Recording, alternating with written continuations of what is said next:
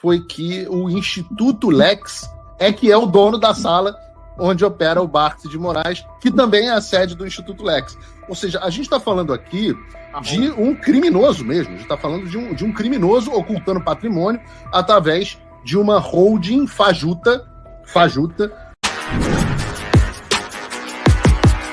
Olavo é do Carvalho, melhor canal de corte do YouTube. Ei, se você gosta do que eu faço, pensa nisso. Esse conteúdo só existe porque tem gente ajudando a manter. Com pouco mais de $5 por mês, você também pode contribuir. Acesse www.paulofigueiredoshow.com/apoia, use o cupom da descrição e já fica o meu obrigado. Mas o Paulo Figueiredo chegou, ele está prontíssimo para entrar na hora certa, porque ele é o homem que irá responder a minha dúvida. Bom dia, Paulo Figueiredo, seja bem-vindo ao Fio Diário. Hoje não tem o Marco Antônio, vai ter que te contentar comigo mesmo na apresentação. Bom dia, Paulo. Eu até prefiro. O Marco Antônio, eu falo com ele muito. Prefiro estar aqui na companhia feminina. Paula, meu amigo Dário. E Adrilles Jorge, olha para você, ó, que saudade. Desculpa. Vereador Adrilles Jorge. Vereador federal. O canal que está tentando resgatar de volta a democracia de fora para dentro, né? Então, Paulo, a gente estava aqui comentando as reações após o término do justiçamento do Bolsonaro que ocorreu ontem, né? Aquela farsa rocambolesca. Foi um justiçamento que aconteceu, não foi um julgamento. Nem um julgamento, nem um justiçamento. Não tem justiça na palavra, não tem nada. Não, justiçamento é o que os revolucionários fazem num tribunal de exceção, não foi nem um pela justiçamento, definição. Foi pior. Aquilo é uma farsa, é um circo. Aquilo foi um reality show na TV Justiça. E foi uma reality show. Uma queima de... O Big Brother da TV Justiça. Mas, enfim, ao final daquela farsa, a gente acompanhou diversas autoridades dos Estados Unidos. Eu estava lendo agora a reação do vice-premier na Itália, e o que eu estava comentando é que os próprios ministros não têm noção da magnitude do buraco onde se enterraram. Alexandre de Moraes ainda não sentiu na carne todos os efeitos das sanções. Eu gostaria, Paulo, que você comentasse a respeito disso, como que vai ser a progressão para que a sanção aplicada comece a ter mais efeito, que talvez assim os outros magnânimos ali entendam o que está acontecendo, e também se haverá próximos passos, se tem mais autoridades na Europa se manifestando a respeito de toda essa violação de direitos humanos que estamos presenciando por aqui. É uma ótima pergunta, porque as pessoas pensam muitas vezes que a Lei Magnitsky é apertar um botão e tudo acontece. E não é. Né? Você tem a entrada do sancionado na lista do STN, do Alexandre tem pouco... foi, se eu não me engano, no dia 30 de julho. Né? Então estamos aí, tivemos agosto, uns 45 dias, talvez, umas 6 semanas. E, obviamente, essa história de que ele não sentiu os efeitos são absolutamente mentirosos. Claro que ele sentiu os efeitos. Tanto sentiu os efeitos que está, segundo uma reportagem do Metrópolis, que ele limpou as contas bancárias para comprar através do Instituto Lex, que é um instituto de fachada que ele utiliza como holding patrimonial. Ele finge que é um instituto de ensino, mas é uma holding patrimonial. Comprou uma mansão em Brasília com 12 milhões com pagamento à vista. Né? Então, quem que compra um imóvel de 12 milhões com pagamento à vista? Alguém que está precisando tirar, limpar as contas bancárias porque sabe o que estava e o que está por vir. Né? Então você tem o cartão de crédito dele de fato foi cancelado. Os bancos brasileiros na semana passada receberam pela primeira vez uma carta do Tesouro Americano perguntando quais são as medidas que eles estão tomando, principalmente os 5 maiores bancos que operam aqui nos Estados Unidos. E você, obviamente, vai ter o que se chama de enforcement, né? A aplicação dessa lei sendo expandida por diversas áreas. Mas não é uma coisa que demora um mês, não é uma coisa que demora 2 meses, é uma coisa que vai demorar muitos meses. Outro passo que é importante a ser dado, e a minha expectativa é que seja dado muito em breve, é a expansão da sanção para quem efetivamente é o braço financeiro do Alexandre. Né? E nós descobrimos, graças a informações de inteligência que foram repassadas e republicadas pela imprensa tradicional, pelo Metrópolis, pelo Globo, nós descobrimos que o Alexandre de Moraes ocultava o seu patrimônio em uma holding patrimonial chamada Instituto Lex para Assuntos Jurídicos. que é um instituto de fachada, que era para ser utilizado como um instituto de ensino, mas não tem site. Os posts das redes sociais, o último foi em 2017, e a gente está falando de um instituto que foi criado pelo Alexandre de Moraes no início dos anos 2000, com a esposa dele, Viviane Barsi de Moraes, que saiu do instituto.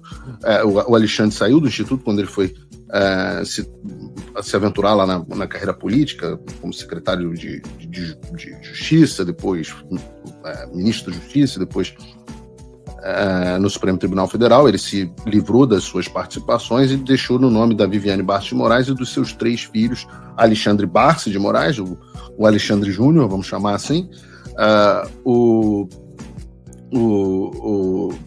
Gabriela de Moraes e a Juliana de Moraes. Então, esses 4 são a estrutura societária que tem o Lex Instituto. E o Lex é dono do apartamento do Alexandre de Moraes no Jardins, um apartamento de 25, 30 milhões de reais de valor, o apartamento dele de São Paulo. Ele tem agora esse instituto, essa casa, essa mansão em Brasília de 12 milhões de reais, que para Brasília sinal que é uma bela casa, parece que é a casa onde ele está morando agora, não é um apartamento funcional.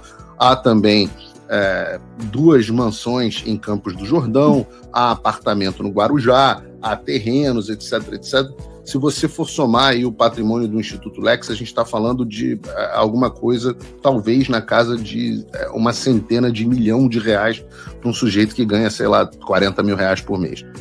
Então, uma vez que foi identificado isso, agora nós precisamos que a sanção recaia também sobre a Viviane Barsi de Moraes, sobre o Instituto Lex e sobre o Alexandre de Moraes e Advogados Associados, Barsi de Moraes, Advogados e Associados. Eu fiz essa confusão no nome porque o escritório que se chamava Alexandre de Moraes e Advogados, quando ele vai para a vida pública, ele cede todas as cotas do seu escritório para a Viviane Barsi de Moraes, que passa a ter 92% das cotas do escritório no momento em que ele faz essa cessão, e passa a pegar causas multimilionárias, inclusive do Banco Master, passa a cobrar milhões e milhões de reais para fazer pareceres, coisas que não aparecem, né, no sistema da justiça como advogado da causa. E, curiosamente, o escritório do Barsi de Moraes Advogados é o mesmo escritório do Alexandre de Moraes Advogados, ele só trocou o letreiro, a decoração continua exatamente a mesma.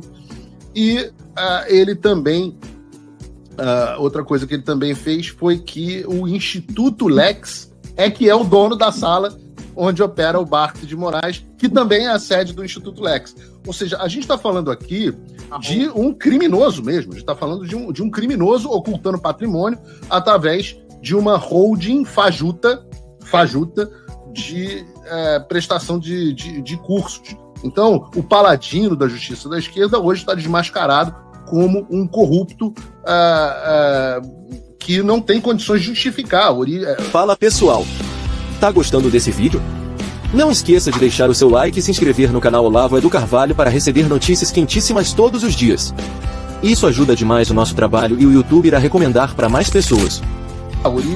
Não tem como justificar o Patek Philippe que ele usa, o Nautilus que ele usa, relógio. Eu nem sei, porque eu só uso smartwatch baratinho, né? Então eu sou camiseta da Old Navy, que custou $8, e o meu relógio tem um Garmin, porque eu acho que esses relógios caros não medem batimento cardíaco, sono, etc.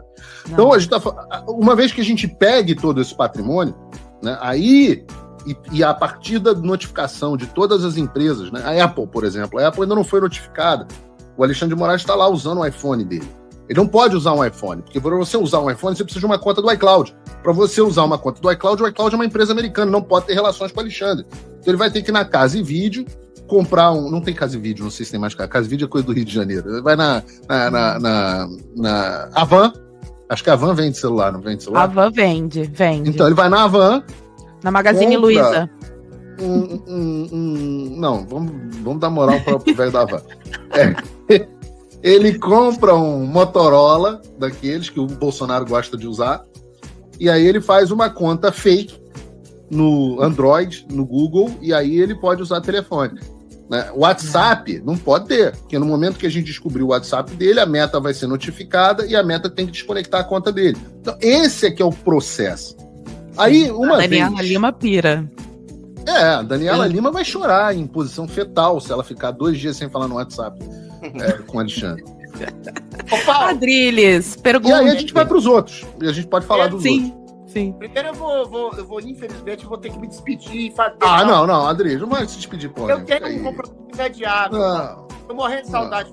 Não sem antes fazer um elogio ao Paulo. Paulo, eu acho que você registrou teu nome na história do Brasil como um herói brasileiro. Você e o Eduardo, a contribuição que vocês fizeram para a retomada, para a ressurreição, tentativa de ressurreição da democracia aí nos Estados Unidos é uma coisa que nenhuma autoridade fez em escala, em momento tão preciso e de uma coragem tão grande. Então, eu tenho orgulho de ser seu amigo, eu tenho orgulho de reverenciar você, que é um homem que passou para a história da humanidade, para a história do Brasil, de maneira irremediável. E já convido você para esse livrinho meu aqui, dia qual eu sei que você vai poder ir, dia 18 de setembro, Libertação, que é um livro de poesia que fala desde política, a libertação de ideologia, a libertação de amarras amorosas que a gente tem.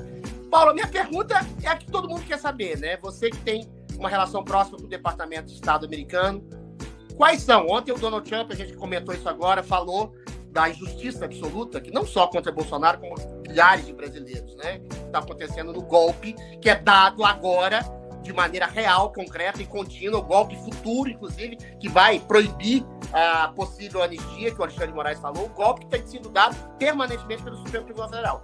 Quais são as sanções possíveis que vão ser colocadas no Brasil e para os ministros golpistas do STF? E qual a estratégia que você pode saber e informar a gente? Que tipo de estratégia? Porque o meu receio, Paulo, é, por exemplo, os caras recebem uma sanção coletiva, o Magnitsky, 8 ministros recebem a sanção Magnitsky. Isso não pode ajudar, inclusive, a fortalecer o sistema, a fechar o sistema, para que eles digam a seguinte coisa: existe uma conspiração global capitaneada pela extrema-direita mundial, pelo Donald Trump, assim como eles fizeram com o Bolsonaro. E é o mesmo discurso do Maduro que justificou o fechamento maior ainda do regime. Quais são as possíveis sanções, segundo aquilo que você pode saber e informar para a gente? E qual a estratégia para que essas sanções surtam realmente um efeito positivo na restauração da democracia no Brasil? Adriles, hoje fui mais ou menos informado do que vem por aí, algumas opiniões foram ouvidas, não sei a integralidade, não sei exatamente a integralidade do que vem, mas tem muita coisa que eu não posso dizer, obviamente, porque se eu disser, há uma quebra aqui de confiança, e tem coisas que têm impacto econômico, inclusive para o Brasil, mexem com o mercado de capitais, etc. Então a gente precisa ser muito cuidadoso no que a gente vai dizer. A preocupação que você levantou é uma preocupação legítima, né? Eu sempre disse que há 2 cenários, né? A gente vai pegar o Alexandre. Se a gente vai pegar o Alexandre indo só no Alexandre é uma coisa. Será que a gente vai ter que... Eu sempre falei, né? Usei aquela metáfora do Batman Cavaleiro das Trevas, de será que a gente vai ter que queimar a floresta inteira para pegar o bandido da Birmânia? E há esse risco. Quando a gente sanciona todo mundo, o sistema se fecha. E uma vez que o sistema se fecha, ele entra numa posição de tudo ou nada e passa a tentar consolidar ao máximo possível o poder. Eu diria que há algumas diferenças importantes entre, por exemplo, o Brasil e a Venezuela. A Venezuela é um país com uma economia pequena, concentrada em um setor que foi para a mão do Estado. Então, a Venezuela não tinha uma oligarquia tão robusta quanto a oligarquia brasileira. O Brasil é a 10ª economia do mundo, 8ª, 9ª, 12ª, como você quiser, mas é uma economia com muitos bilionários em muitos setores. O Brasil é uma potência no agro, o Brasil é uma potência na parte de proteína, o Brasil é uma potência em várias indústrias, etc., que tem um grau de poder e uma capacidade de pressão que a elite venezuelana não tinha, porque uma das primeiras ações do Hugo Chávez, antes do Maduro, foi a nacionalização da PDVSA e de todos os ramos de óleo e gás no país que concentravam boa parte da riqueza venezuelana. Então, eu não acho que a gente tem exatamente... O que eu quero dizer é o seguinte: os agentes públicos brasileiros não têm a mesma capacidade de consolidação de poder que tem os agentes venezuelanos. A outra diferença importante é que eu sempre digo que as sanções, os remédios diplomáticos, eu comparo esse comunismo autoritário, o comunismo autoritário é pleonasmo, né? Mas essa instauração desses regimes comunistas como um câncer. E é quase que uma coisa meio clichê você falar, mas é uma analogia muito, muito boa nesse caso. Porque o câncer, quando você descobre ele em estágio muito pouco avançado, ele é fácil de você tratar, né? Eu, por exemplo, descobri agora, 2 meses atrás, que eu estava com um princípio de câncer de pele. Era uma coisa que podia virar, não sei o que, blá, blá, blá. Eu fui no médico, ele foi lá, tirou um pedacinho das minhas costas, falou, olha, disso aqui você não vai morrer mais. Se eu não tivesse feito isso, 15 dias sem fazer jiu-jitsu, tudo certo, vida que segue, hoje já volto pro tatame. Se eu não tivesse feito isso, eu talvez precisasse tirar um pedaço maior das costas. Se eu não tivesse feito isso, talvez se espalhasse pelos meus linfonodos. Aí eu tinha que fazer remoção, não sei o que, talvez tivesse que fazer uma radioterapia. Se eu não fizesse, aí precisava de quimioterapia, talvez entrasse em metástase, talvez pegasse os meus órgãos. E aí os remédios não vão funcionando mais. E você vai precisando de remédios cada vez mais duros e cada vez, até que uma hora não tem mais o que fazer, o paciente morre. A Venezuela chegou num ponto onde ela já não é mais um Estado. Ela não é mais vista pelo governo americano como um Estado. Então, ela é hoje, eles falam, o Nicolás Maduro não é um líder legítimo da Venezuela, ele é o chefe de um cartel chamado Cartel de Los Soles. E eu acho que os Estados Unidos, quando adotam essa postura com a Venezuela, por exemplo, eles já estão falando o que eles vão fazer, que é a última etapa, que é você utilizar o seu poderio militar para tratar algo que deixou de ser uma nação e passou a ser um agente hostil. Isso é o último estágio. No caso do Brasil, é como se nós estivéssemos na Venezuela em 2005. E os Estados Unidos estão aplicando remédios que eu creio e eu oro para que ainda sejam efetivos contra o nosso regime. Então, talvez, por exemplo, eu vou dar um exemplo aqui prático. Cancelamentos de vistos. Cancelamentos de vistos são muito efetivos. Eles têm uma pressão muito forte. Mas, no caso do Brasil, cancelamentos de vistos apenas não funcionam mais. Talvez, se nós tivéssemos tido cancelamentos de vistos como instrumento de pressão internacional 2 ou 3 anos atrás, talvez nós não tivéssemos chegado nesse estado. Mas nós chegamos. Aí agora cancelamento de visto não funciona mais. Então a gente precisa de um remédio mais duro, que foram tarifas e sanções magníficas a indivíduos. Agora são remédios mais duros. Há remédios mais duros que esse? Há remédios mais duros que esse. A Rússia, por exemplo, recebeu uma série de sanções que são mais duras do que essa. Você ficar fora do sistema financeiro internacional, você sofrer embargos de determinados produtos, né? Para quem não sabe, aqui embargo é quando os Estados Unidos proíbem outros países de fazerem algum tipo de comércio com o Brasil, e eles têm um poder efetivamente de fazer isso em larga escala. Então há muitas medidas que ainda podem ser tomadas que são mais duras.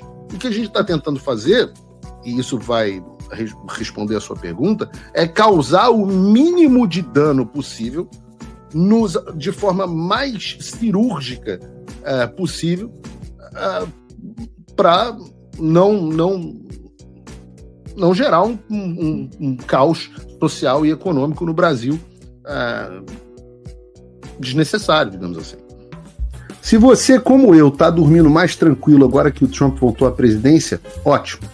Mas e o Brasil? Nosso país continua no buraco. A volta do Trump nos dá esperança, mas as coisas não vão se resolver sozinhas. Vai ser preciso muito trabalho, meu e seu. E não adianta xingar muito nas redes sociais achando que isso resolve alguma coisa. Não tem salvador da pátria, não tem um político que vai resolver por você. A responsabilidade é sua. Eu larguei tudo para me dedicar a isso. E você? Como você pode ajudar sem abandonar as suas obrigações? Simples. Apoie quem está na linha de frente. Sem isso, esse trabalho simplesmente não continua. Acesse www.paulofigueiredoshow.com/apoie e com a partir de $5 por mês, garanta que isso siga em frente. Se puder ir além, Torne-se meu patrono Gold e participe do meu grupo privado e ajude a definir as minhas próximas pautas.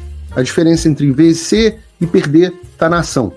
Durma tranquilo, sabendo que você fez a sua parte. Obrigada por assistir o vídeo até o final. Se você já chegou até aqui, confere se já está inscrito no canal e se já deixou aquele like generoso. Estamos quase chegando a 1 milhão de inscritos e a sua ajuda é muito importante para levar o canal Olavo do Carvalho mais longe. Até o próximo vídeo, meus amigos. E neste momento é muito fácil aos defensores do plano alegar isso é uma teoria da conspiração.